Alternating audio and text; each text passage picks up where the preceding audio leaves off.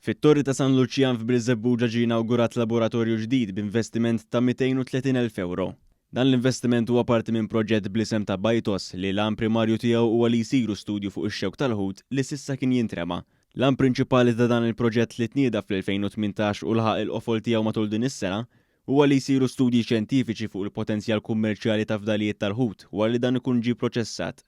Il-fdalijiet tal-ħut inkluż dak mitkabbir tat-tonn huma sors tajjeb ta' proteini, kolleġini u molikuli bioattivi u li għandhom karatteristiċi favur is-saħħa u jintużaw fl-industriji tal-farmaceutika u tal-kosmetika fost l-oħrajn.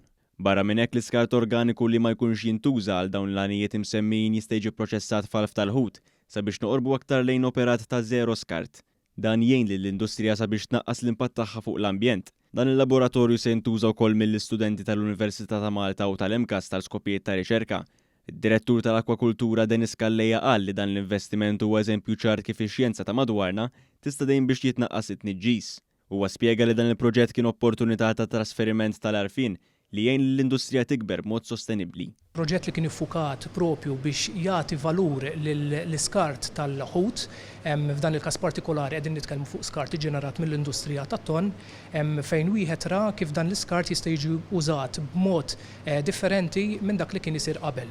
Is-Segretarju Parlamentari għas-Sajt, l-Akwakultura u Drittijiet tal-Annimali Alicia Buġejja Sajt qalet li s-settur tal-akwakultura huwa kruċjali mhux biss Malta iżda wkoll fl-Ewropa, fejn l-akwakultura u l-istudji dwarha huma importanti ħafna.